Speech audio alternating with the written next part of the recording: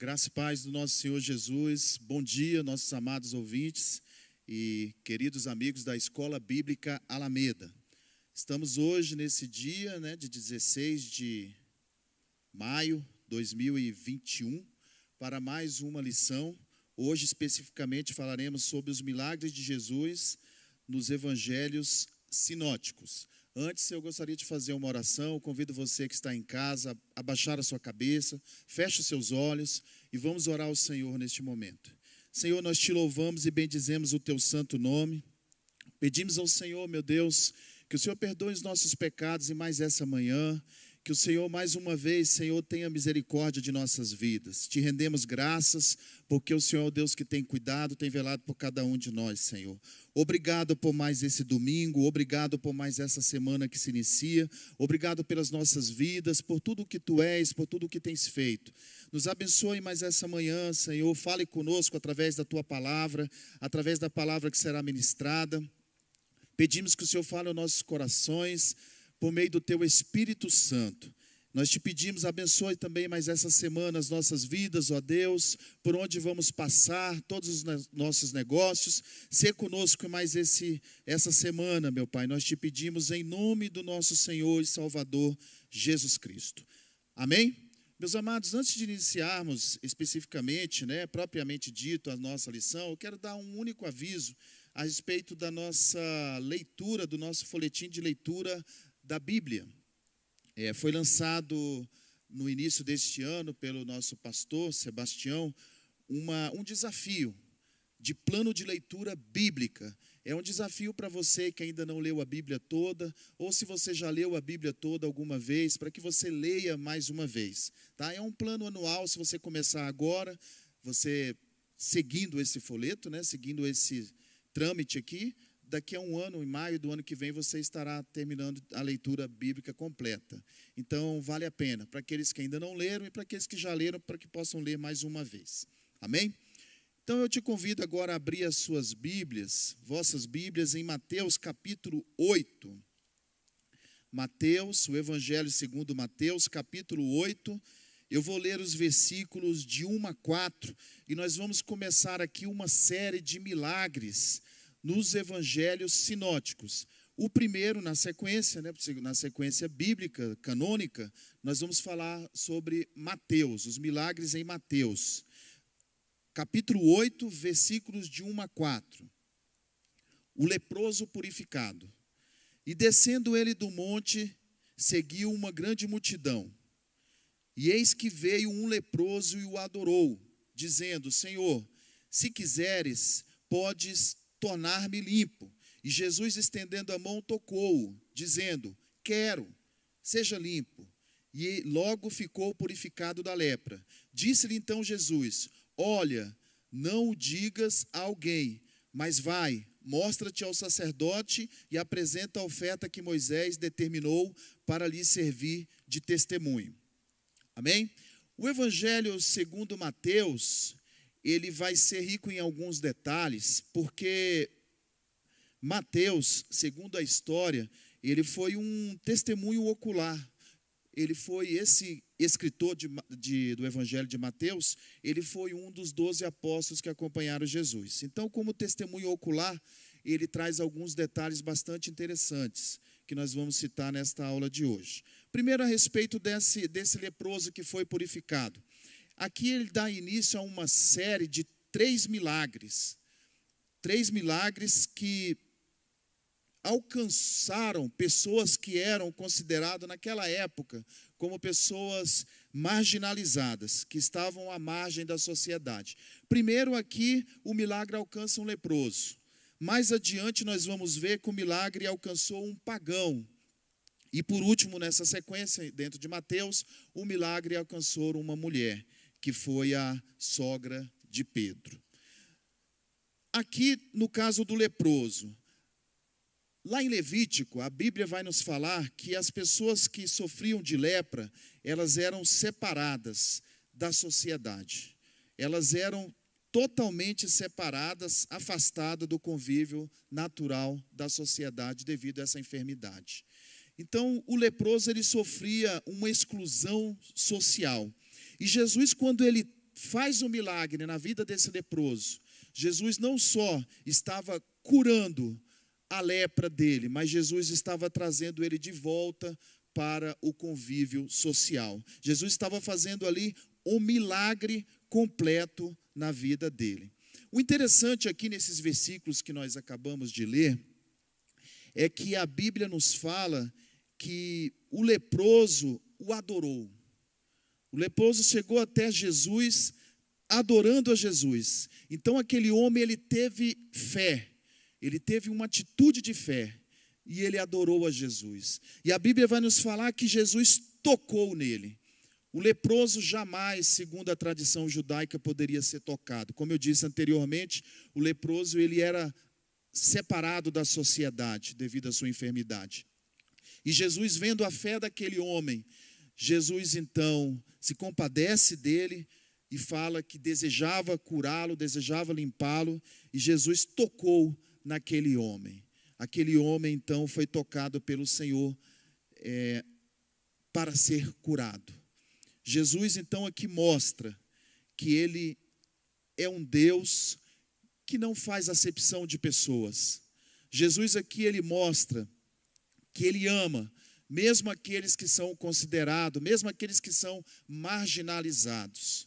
Aqui o Senhor mostra claramente que ele não faz distinção de pessoas. Seguindo adiante, vem a cura do servo, do centurião de Cafarnaum. Como eu disse, ele era um gentio. Dando a sequência aqui nos versículos de 5 a 13, ele era um gentio que foi curado também pelo Senhor. A Bíblia vai nos falar que entrando Jesus em Cafarnaum, chegou junto dele um centurião, rogando-lhe e dizendo: Senhor, o meu criado jaz em casa paralítico e violentamente atormentado. E Jesus lhe disse: e eu irei e lhe darei saúde. E o centurião respondendo disse: Senhor, não sou digno de que entres debaixo do meu telhado, mas dize somente uma palavra e meu criado sarará. Pois também eu sou homem sob autoridade e tenho soldado as minhas ordens. E digo a este: vai, e ele vai. E a outro: vem, e ele vem. E ao meu criado: faze isto, e ele o faz. E maravilhou-se Jesus ouvindo isso e disse aos que o seguiam: em verdade vos digo que nem mesmo em Israel encontrei tanta fé. Mas eu vos digo que muitos virão do Oriente e do Ocidente e assentar-se-ão à mesa com Abraão, Isaque e Jacó no reino dos céus. E os filhos do reino serão lançados nas trevas exteriores. Ali haverá pranto e ranger de dentes. Então disse Jesus ao centurião: vai, e como creste te seja feito. E naquela mesma hora o seu criado sarou. O interessante aqui é que o centurião era um oficial, líder, que era encarregado de comandar um grupo de homens. E esse centurião, ele clama a Jesus pela cura de um daqueles homens que ele comandava. Esse ato, por parte desse centurião, trouxe uma admiração muito grande a Jesus.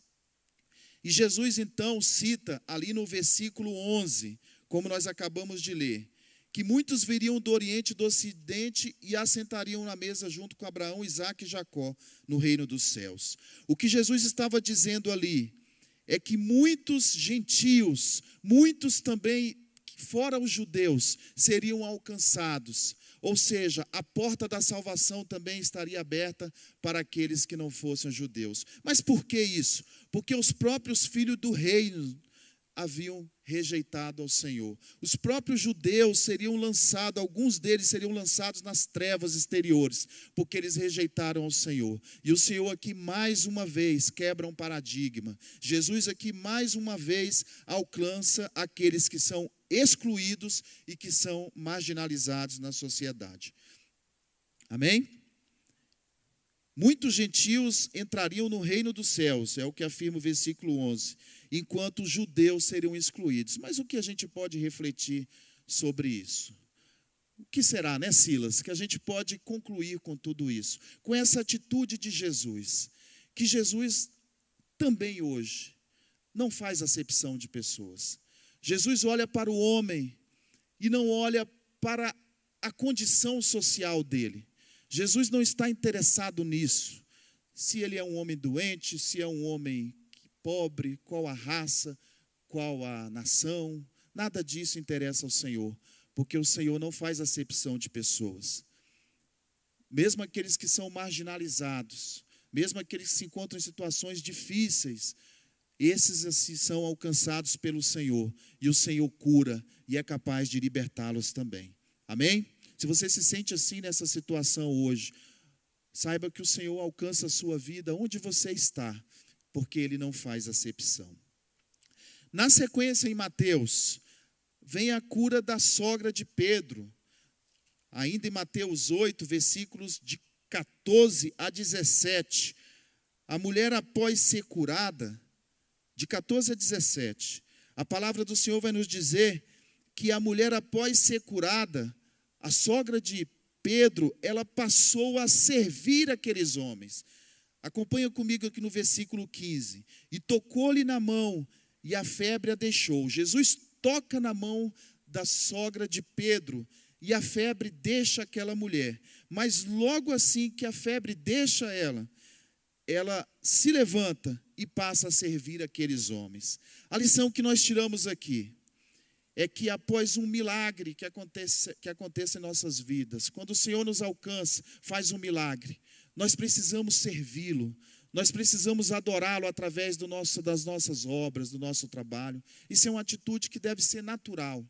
A sogra de Pedro, ela se levantou, ela foi grata, até mesmo, minha irmã, como uma forma de gratidão, ela passou a fazer a obra de Deus, ou seja, ela passou a servir. Ela serviu a Cristo aqui nessa ocasião. Ela ficou tão grata pelo que o Senhor fez na vida dela, que ela passou a servir. Meu amado, se você foi alcançado por Jesus, se Jesus já fez um milagre na sua vida, porque você sabe da sua história, você sabe de onde você veio, você sabe do que o Senhor fez na sua vida, seja grato a Ele, passe a adorá-lo, a servi-lo, até mesmo como forma de gratidão. Isso aqui é uma reflexão muito importante para as nossas vidas, essa atitude da sogra de Pedro, de que ela resolveu servir ao Senhor, até mesmo como uma forma de gratidão. E eu digo mesmo para você, sirva ao Senhor Jesus com alegria.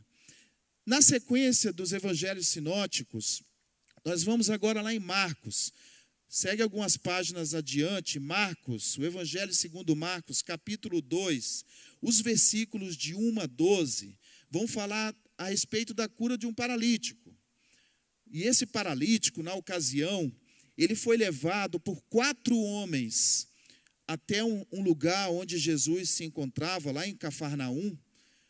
Ele foi levado por 4 homens para que Jesus curasse eles. E a Bíblia vai nos mostrar que aqueles homens trouxeram aquele paralítico pelo telhado, né? Meio que subiram com ele ali, desceram ele ali para que ele pudesse chegar até próximo de Jesus, porque a multidão estava cercando Jesus. E aqueles homens tiveram uma atitude muito grande de fé. O versículo 3 fala a respeito disso. Marcos 2, versículo 3. E vieram ter com ele, conduzindo um paralítico trazido por 4. E não podendo aproximar-se dele por causa da multidão, descobriram o telhado onde ele estava. E fazendo um buraco, baixaram o leito em que jazia o paralítico. Então aqui a gente vê 4 pessoas ajudando um paralítico. 4 homens exercendo a sua fé, para que aquele homem paralítico fosse curado, meu irmão. Jesus observa tudo aquilo que está acontecendo, toda aquela cena, então ele exerce a sua divindade. Lá no versículo 5, e Jesus, vendo-lhes a fé, disse ao paralítico: filho, perdoados estão os teus pecados. Essa atitude de Jesus mostra a divindade dele. Por quê? Porque somente Deus, os judeus sabiam muito bem disso, somente Deus poderia perdoar os pecados de uma pessoa. E aqueles judeus que estavam vendo toda aquela cena, mais à frente, vai falar a respeito dos escribas, que eles ficaram escandalizados com essa atitude de Jesus. Eles vendo aquela situação e toda aquela cena, eles acharam que Jesus estava blasfemando. Alguns deles achavam que Jesus estava blasfemando. Como pode esse homem falar que os pecados desse paralítico estão perdoados, se somente Deus pode perdoar os pecados. Então Jesus aqui está mostrando que Ele também é Deus.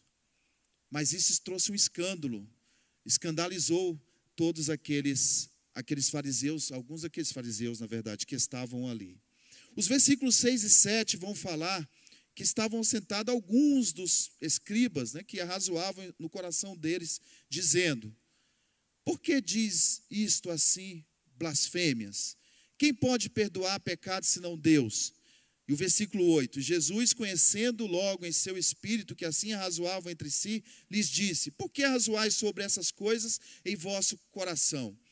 Qual que é mais fácil? Dizer ao paralítico: estão perdoados teus pecados? Ou dizer: levanta-te, toma o teu leito e anda? Ora, para que saibais que o Filho do Homem tem na terra poder para perdoar pecados, disse ao paralítico: a ti te digo, levanta-te e toma o teu leito e vai para a tua casa. E levantando-se e tomando o leito, saiu em presença de todos, de sorte que todos se admiravam e glorificavam a Deus, dizendo: nunca tal vimos. Jesus revela aqui nessa passagem o seu poder sobre o pecado, sobre a doença, sobre os demônios, sobre a natureza, sobre a morte também. Jesus revela tudo isso em Marcos, mas nessa situação aqui, ele revela o seu poder sobre o pecado e sobre a doença. Mais adiante em Marcos, ele vai também revelar o seu poder sobre os demônios, sobre a natureza e sobre a morte. Jesus, então, através da sua divindade, ele demonstra o seu poder. Meu amado, eu quero te dizer, Ele é Deus na sua vida. Ele se agrada quando Ele vê a fé sendo exercida não só por você, mas também por outros que têm te ajudado, né, minha irmã? Como aquelas quatro pessoas que resolveram ajudar aquele paralítico. Sabe, meu irmão, às vezes você é ajudado também pela fé de outras pessoas. Algumas vezes isso pode acontecer. Pessoas se levantam para interceder por você, pessoas se levantam para te ajudar, para te acompanhar nessa caminhada, nas suas dificuldades. E Deus olha, e Deus honra a fé dessas pessoas, e honra a sua fé também. E então Ele realiza o milagre. Amém? Jesus enfrentou o mal que estaria causando o sofrimento daquele homem. Qual era o mal que causava o sofrimento na vida daquele homem? Era o pecado. O pecado estava destruindo a vida daquele homem. Jesus vai mostrar aqui que ele precisava ser liberto desses pecados, para que ele fosse também curado fisicamente. Primeiro, Jesus traz a cura espiritual. Primeiro, Jesus traz a libertação espiritual para a vida daquele homem. A miséria espiritual em que ele vivia, ele precisava ser libertado daquilo ali. Jesus fala para ele: você está perdoado, seus pecados estão perdoados. Ou seja, você agora não vai viver mais nessa miséria espiritualmente. Você não vai viver mais nessas amarras na sua vida. E aí então vem a cura física sendo concretizada na vida daquele homem. Muitos têm vivido uma miséria espiritual. Nós já falamos em algumas aulas anteriores aqui, na Escola Bíblica Alameda, a respeito dessa miséria espiritual, a respeito dessa libertação que o homem precisa. Porque aquele que ainda não foi religado a Deus, aquele que ainda vive uma miséria espiritual, ele precisa ser alcançado, ele precisa ser liberto, ele precisa ter a vida gerada dentro de si, para que possa então prosperar no restante da sua vida também. Mas a primeira coisa que Deus quer fazer é a libertação espiritual, e as demais coisas serão acrescentadas. Amém? Lucas capítulo 7, para a gente estar encerrando nessa sequência dos evangelhos sinóticos, alguns milagres que ali aconteceram e algumas características a respeito desses milagres. Lucas capítulo 7, no versículos de 11 a 17, vai falar a respeito do filho da viúva de Naim. Lucas 7, de 11 a 17. Logo depois também eu vou estar lendo os versículos de 18 a 23, que fala a respeito de João enviar 2 discípulos a Jesus. Na sequência, para que a gente possa entender algo mais aqui nesse evangelho de Lucas. 7, 11 a 17. Diz assim a palavra do Senhor: E aconteceu pouco depois ir ele à cidade chamada Naim, e com ele iam muitos dos seus discípulos e uma grande multidão. E quando chegou perto da porta da cidade, eis que levavam um defunto, filho único de sua mãe, que era viúva, e com ela ia uma grande multidão da cidade. Versículo 13, vendo-a o Senhor moveu-se de íntima compaixão por ela e disse-lhe: Não chores. E chegando-se tocou o esquife, e os que o levavam pararam, e disse: Jovem, eu te digo, levanta-te. E o defunto assentou-se e começou a falar, e entregou-o à sua mãe. E de todos se apoderou o temor, e glorificavam a Deus, dizendo: Um grande profeta se levantou entre nós, e Deus visitou o seu povo, e correu dele esta fama por toda a Judéia e por toda a circunvizinhança.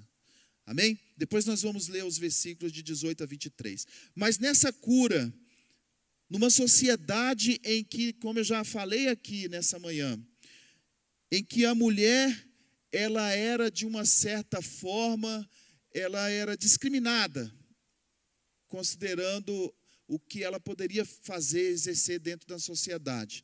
Então a mulher, na cultura judaica, ela dependia de um homem, para que pudesse prover, para que pudesse cuidar dela, para que pudesse sustentá-la.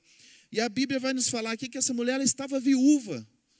E como viúva, esse filho ficaria responsável por estar cuidando dela. Mas a Bíblia vem falar que o filho morreu. O filho aqui era um defunto. Então Jesus vem e traz mais uma vez o socorro para uma pessoa que estava vivendo uma situação difícil naquele momento, naquela sociedade. Uma mulher sem marido e que então o filho que cuida dela também estava morto. Jesus vem ao socorro e levanta aquele jovem, traz vida novamente, ressuscita aquele jovem. E aquele rapaz se levanta e começa a conversar, começa a falar. E a Bíblia diz ali no versículo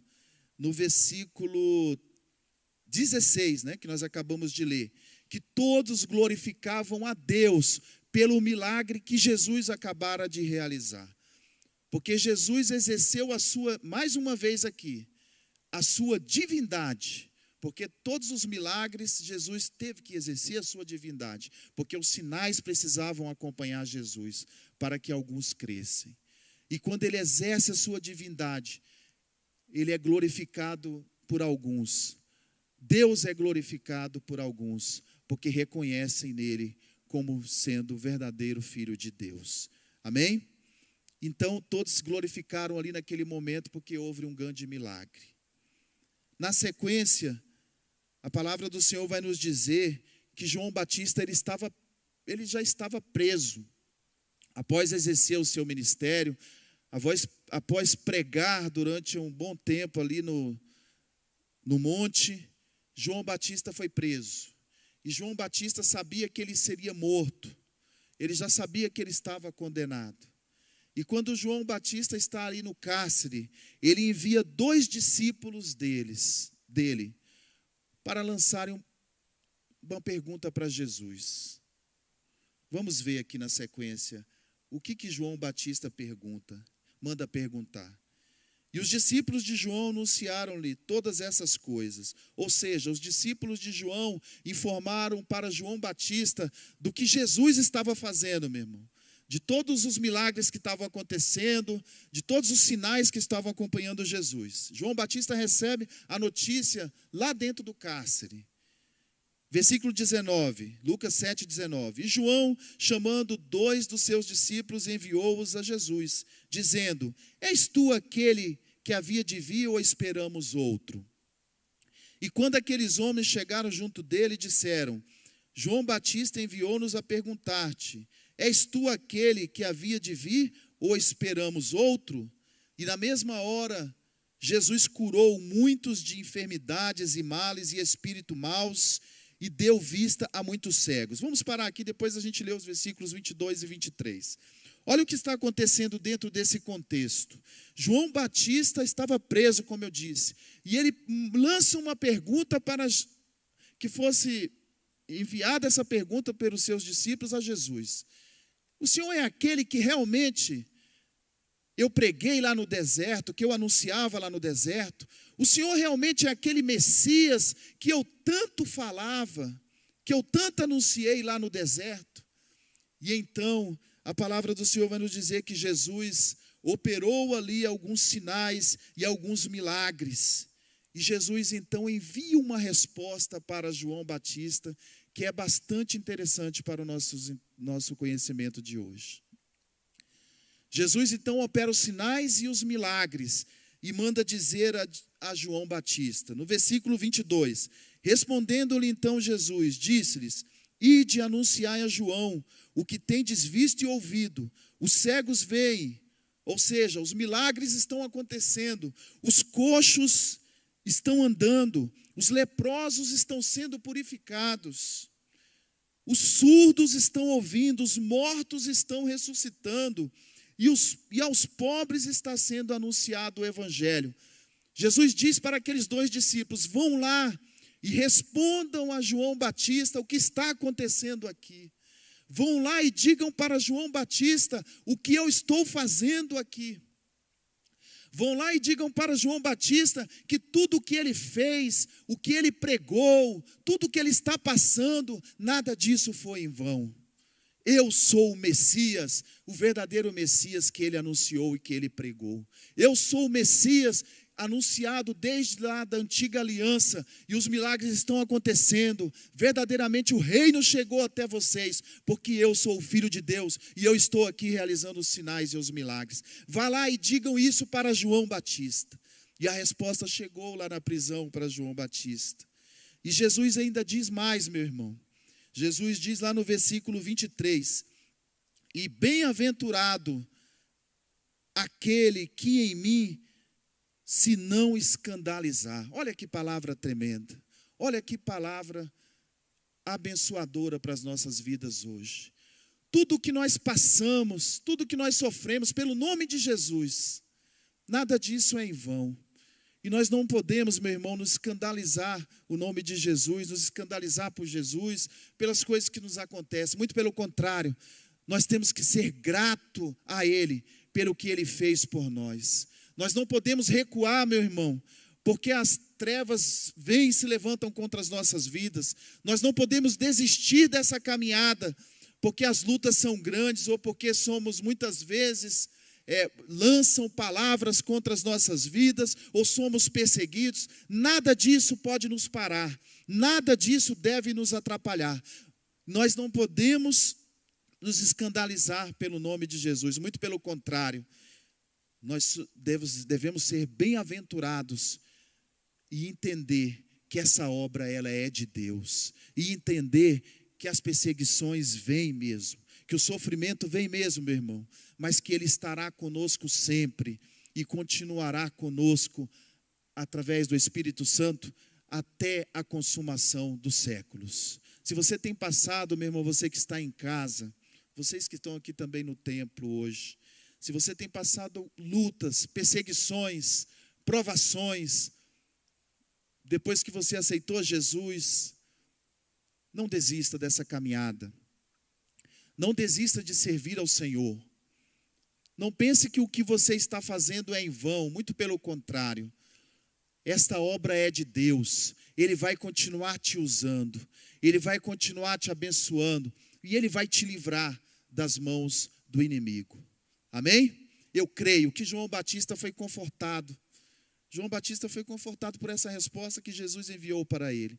Alguns teólogos lançam o questionamento nessa passagem, se João Batista estava duvidando a respeito de Jesus, se ele tinha alguma dúvida a respeito disso. Será que ele estava com dúvida de que realmente ele era o Messias? Será que ele lançou essa pergunta para isso, devido a uma dúvida, para responder uma dúvida dele? Não tem como a gente saber aqui verdadeiramente. Talvez ele só queria uma confirmação. Talvez ele quisesse apenas uma confirmação. Não, realmente esse é o Messias, aquele a quem eu anunciava. Então eu vou morrer satisfeito, porque eu realizei a obra, fiz o que tinha que ser feito, e ele está agora aqui cumprindo tudo aquilo que eu profetizei no deserto. Então João Batista foi consolado por aquela palavra. Logo depois, diz a história que João Batista foi decapitado lá na prisão, né? Ele foi decapitado, ele não foi liberado daquela cadeia. Ele foi decapitado e morreu, sofreu.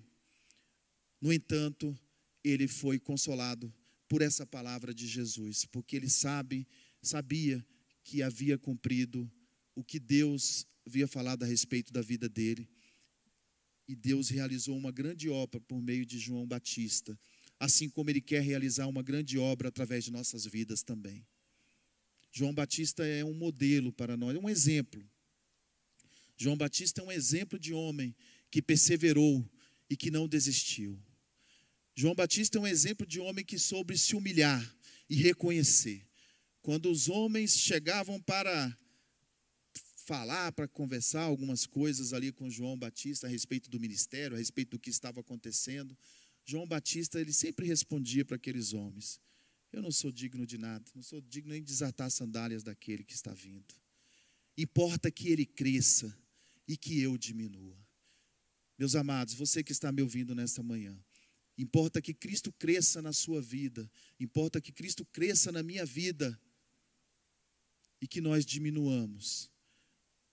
Nós precisamos ser humildes e reconhecer que sem Jesus, que sem Deus, nós não somos nada.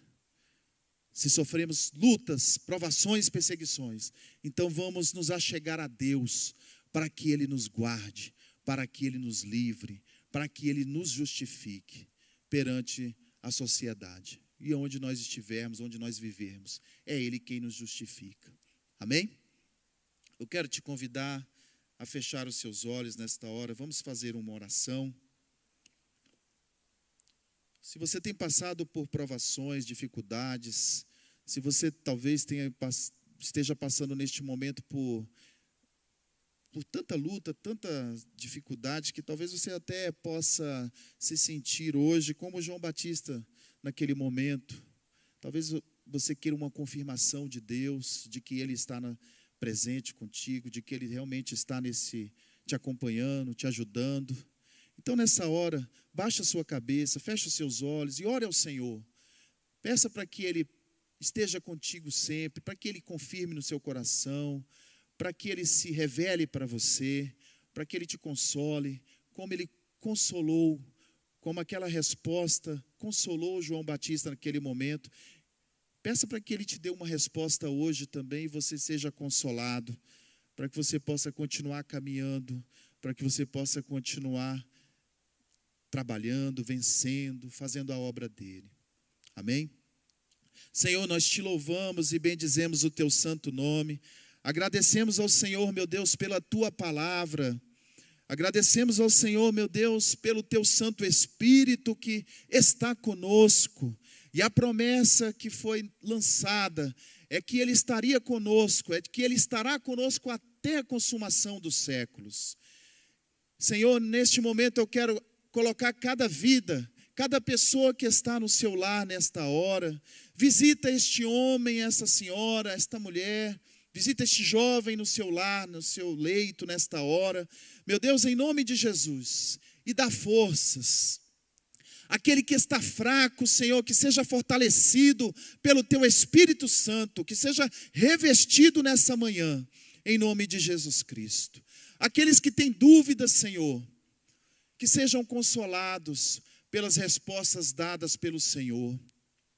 Aqueles, ó meu Deus, que se encontram encarcerados, que se encontram entristecidos, desestimulados, eu te peço em nome de Jesus, traga ânimo, Senhor, para esta vida.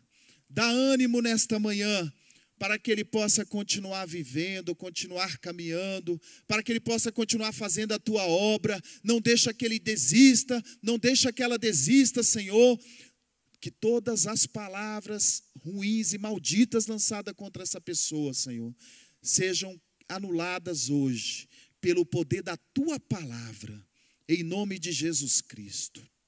Não deixa que o mal venha prevalecer, Senhor, mas realiza um milagre, que os sinais possam acompanhar essas pessoas, Senhor, que os sinais possam acompanhar as nossas vidas, e que as pessoas possam ver que só o Senhor é Deus nas nossas vidas, e que as pessoas possam glorificar a Deus pelo que o Senhor faz, e pelo que o Senhor está fazendo e continuará fazendo em nossas vidas, nas nossas famílias, nos nossos lares. Eu te peço, Senhor, abençoa cada um nessa manhã. Dê-nos uma semana, Senhor, abençoada. Dê-nos uma semana de prosperidade. Todos os nossos desafios eu entrego em tuas mãos, pedindo que o Senhor nos ajude, Senhor, em nome de Jesus Cristo. Amém? Meus queridos, Deus abençoe a todos.